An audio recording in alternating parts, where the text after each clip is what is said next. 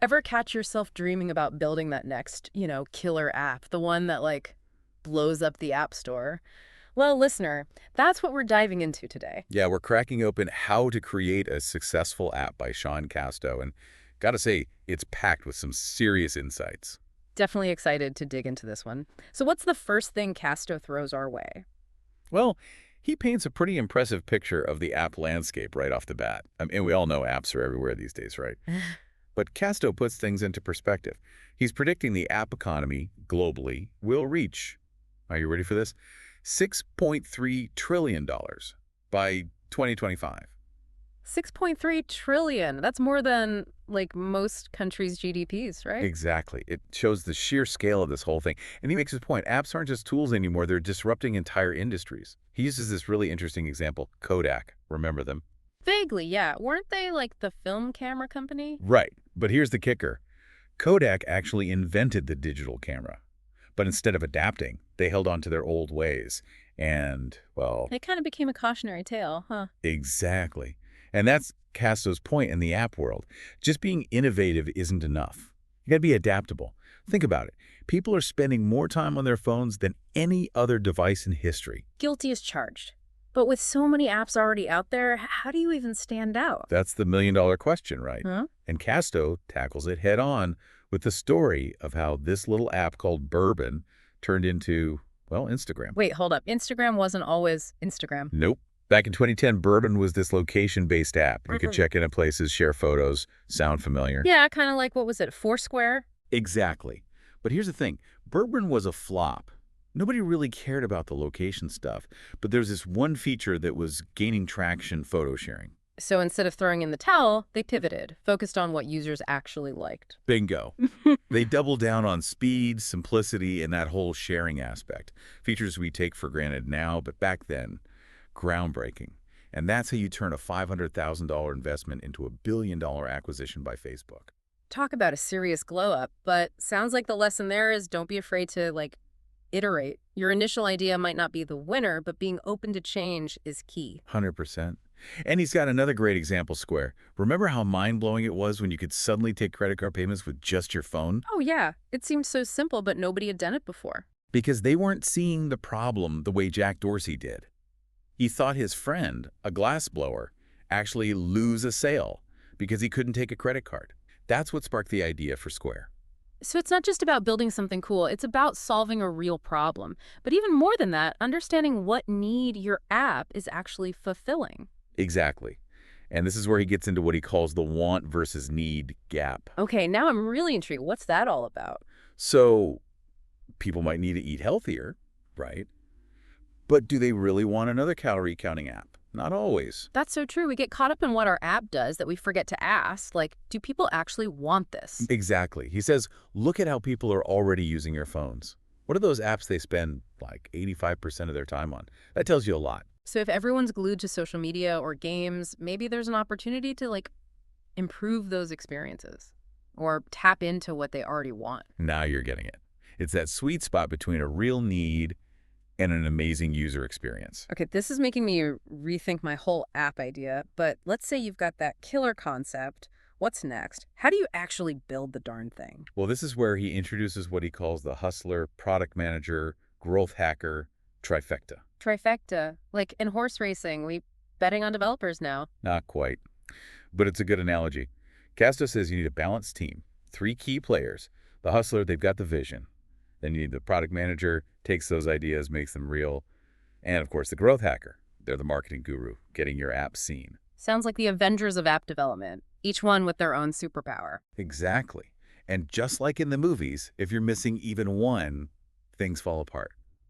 He's big on this, the lone genius developer. Romantic, but rarely successful in the long run. Makes sense. It's hard to be good at everything when you're building something this complex. Totally. Even if you have all the skills, doing it all yourself, the development, marketing, the business side, it's a recipe for burnout. And 2 heads are better than 1, right? Especially when you're trying to be creative, solve problems. 100%. And he doesn't shy away from the fact that working with others, especially co-founders, can be tough. Conflicts happen. Well, yeah, you're both passionate, putting in the hours, the stakes are high. Exactly. Yeah. But he doesn't just say, Good luck with that. He gives some solid advice on handling conflict, vesting schedules, clear roles, regular communication, that kind of thing. So just like any relationship, communication is key. Exactly. Having those agreements and boundaries early on prevents a lot of headaches later. Okay, so we've got our dream team. We're communicating like champs. What's next? How do you make sure your app doesn't get buried in the App Store? That, my friend, is where App Store optimization, or ASO, comes in. Think of it like SEO, but for your app. So all about getting your app seen, those top spots in the search results. You got it. And CASTO lays out this 7-step strategy for nailing your ASO.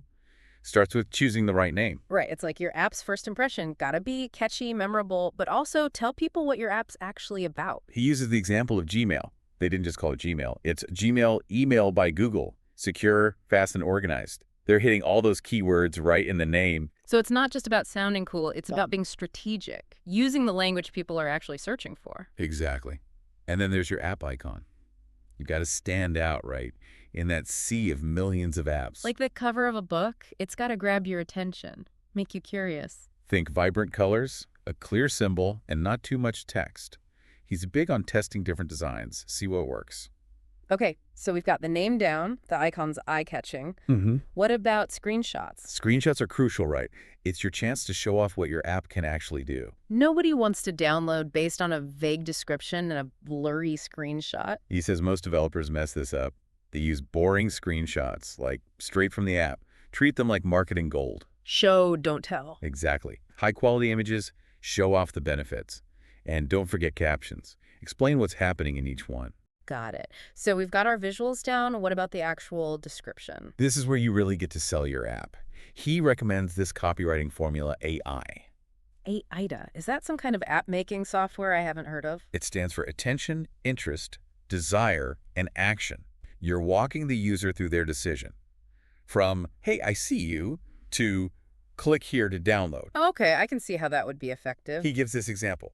Start with something that grabs them, like tired of that cluttered inbox. Hmm. And you pique their interest, introducing Zen Inbox, the app that declutters your life. Create desire. With Zen Inbox, organize your emails effortlessly, schedule for later, and block distractions. And then, bam, call to action. Download Zen Inbox now and experience Inbox Zen. It's like you're taking them by the hand and leading them right to that download button. Exactly. But ASO isn't just about the App Store page itself. He also talks about getting featured by Apple or Google. That's huge for visibility. Right, it's like a stamp of approval. This app is the real deal. Networking is key, attending events, connecting with editors. But the biggest thing, having an exceptional app. If it's well-designed, innovative, provides real value, you're already halfway there. So focus on building something amazing, then shout about it from the rooftops. Exactly.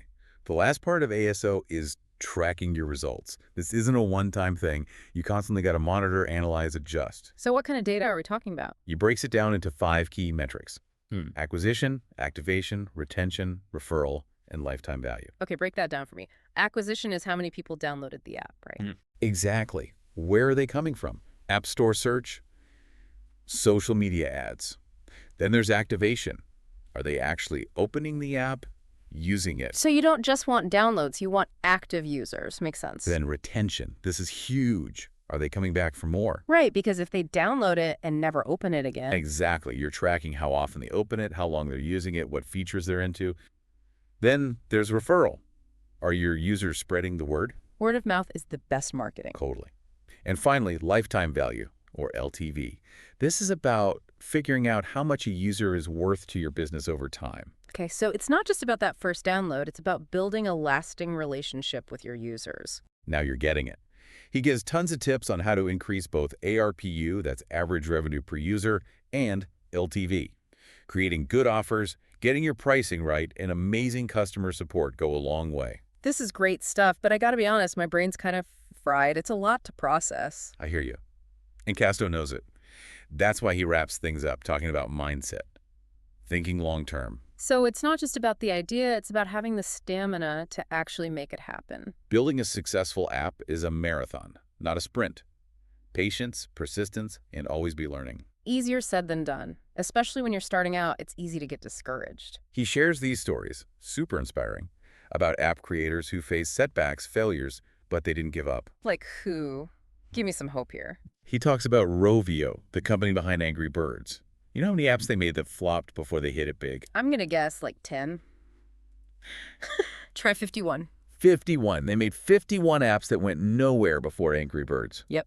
It just goes to show, even the big names, they've all faced rejection. So don't throw in the towel just because your app doesn't become a viral sensation overnight. Exactly. Iterate, improve, believe in what you're doing. And don't be afraid to ask for help. Find a mentor. Because no one does it alone. Find your tribe, your people, the ones who get it. Love that. Okay, so we talked about ASO, going viral, keeping users engaged.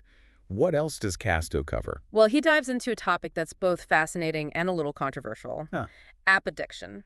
App addiction. Is that like a real thing? It is, and he says every app creator should understand it, even if it's a little uncomfortable. Okay, now I'm really curious. He talks about this book, Hooked by Near Ale. It's all about how companies design products to be, well, addictive. I've heard of that book. It's a little bit scary, to be honest. I get it. But Casto's point is, if you understand the psychology behind it, you can use those same principles to build apps that are engaging, but also beneficial. So it's like harnessing that power for good. Exactly. He calls it the app addiction method. 4 key steps: trigger, action, variable reward, and investment. Yeah. Okay, I'm listening. So the trigger, that's what gets the user to open your app. It could be external, like a notification. Or internal, like you're bored or feeling lonely. Exactly. He says figuring out those internal triggers for your audience, that's key. So if it's a meditation app, the trigger might be like feeling stressed. Bingo. Then the action. This is what you want the user to do. Open the app, watch a video, whatever it is. And the easier you can make that action, the better, I'm guessing. Exactly. Eliminate friction. Like in a language app, the action might just be tapping a flashcard. Okay, that makes sense. So, trigger, action. Then what? Then, the good stuff, the reward. And here's the thing, it can't be predictable. It's got to be variable. The variable. Sometimes it's big, sometimes it's small, sometimes it's a surprise. So like a slot machine. You never know what you're going to get, so you keep pulling the lever. Exactly. It keeps people engaged. Then, the final step, investment. Investment. Like, I got to pay to keep using the app. Not necessarily money. It could be time, effort, social connections. Hmm. Think about building a playlist on Spotify, adding friends on Facebook. You're invested now. It's like I've put in the work, so I'm less likely to just jump ship to another app. Precisely. So there you have it. Trigger, action, variable reward, investment. He even gives examples. Snapchat, Candy Crush, they all use these principles. Okay, so we've covered ASO, going viral, keeping users hooked, even a little bit of app psychology. What else is there? Well, no talk about apps would be complete without talking about, the money. Let's talk money. We've built this amazing app. It's taking off. People are obsessed. Now, how do we turn that into actual profit? That's what separates the hobbyists from the entrepreneurs, right? And CASTO doesn't shy away from it. Building a successful app, it's about building a business. And that means figuring out a way to make money from it. He breaks down all the different ways to monetize your app, the pros and cons of each one. Okay, so lay it on me. What are the options? One of the most popular, especially for consumer apps, is the freemium model. Freemium, right. So the app is free to download, but you can pay for extra features, no ads, that kind of thing. Exactly. And it can be really effective. You get a ton of people downloading, trying it out, and then some of them convert to paying customers. This like lowers the barrier to entry. People are more willing to try something if it's free, and then if they like it enough, boom, they're willing to pay. But he cautions, it's not magic. You got to find that balance, enough value in the free version to hook them, but also compelling reasons to upgrade. Make them really want those premium features. Okay, so what else is there besides freemium? You've got the paid app model. Simple users pay upfront to download. Like if you're buying a game or some productivity tools. Exactly. But he says it's becoming less common, especially with so many free apps out there. People are used to getting things for free now. It's harder to convince them to pay upfront for something they haven't tried. That being said, it can still work, especially for those really niche apps where the target audience is very specific, or if you've got something truly premium that justifies the price tag. It's all about knowing your market, right? Knowing what people are willing to pay for. What else? Then you've got subscriptions. This is huge, especially for content. Yeah, like Netflix, Spotify. Everyone's doing subscriptions now. And it makes sense, right? Recurring revenue, building a loyal user base, CASTO says it's perfect for apps that provide ongoing value, like streaming services, news apps, things like that. Makes sense. As long as you're giving people a reason to stick around, keep paying that monthly fee. And we can't forget the good old advertising model. Yeah. Still super common, especially for free apps with lots of users. Right, because you're basically selling access to those users, to the advertisers. He talks about the different types of ads, banner ads, those pop-up ones, even rewarded video ads, which are kind of cool. Rewarded video ads, like you watch an ad and you get something in return. Exactly. Could be extra lives in a game, discounts, things like that. So everyone wins. In theory. But he stresses, be careful with ads. Nobody wants to feel like you're being bombarded with annoying pop-ups. It's all about finding that balance, right? Making money without ruining the user experience.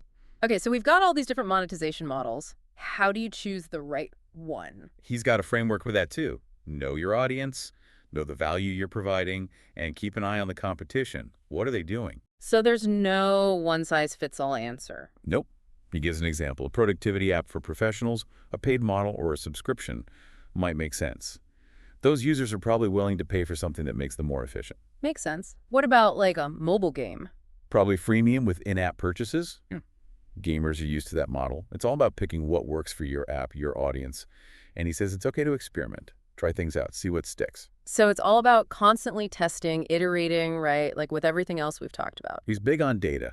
Two metrics he's obsessed with, ARPU and LTV. Okay, gotta admit, I'm not familiar with those acronyms. ARPU is average revenue per user. Basically, how much money are you making from each user, on average? Okay, so if I have 100 users and I made $1,000, my ARPU is $10. Exactly. And you track that over time. LTV is lifetime value. How much will a user spend on your app over their entire time as a customer? So it's about that long-term relationship, not just a one-time purchase. And that's how you figure out how much you could spend to acquire a new user and still be profitable. He gives tips on increasing both, creating great offers, nailing your pricing strategy, providing excellent support, things like that. Okay, this is all incredibly helpful, but gotta be honest, I'm a little overwhelmed. I hear you. And CASTO knows that building a successful app, it's a lot. That's why he ends the book talking about mindset, thinking long-term. It's woven throughout the whole book. It's not just the technical stuff. It's this bigger message. Like, he talks about this shift to what he calls the connective age. Apps aren't just stuck on our phones anymore. Right, it's like our wearables, our homes, everything's becoming an app platform. Exactly. Imagine your fitness tracker talking to your fridge, suggesting recipes based on, like, how active you've been. Or your car automatically rerouting based on real-time traffic from who knows how many other apps. It's kind of wild when you think about it. What's that phrase?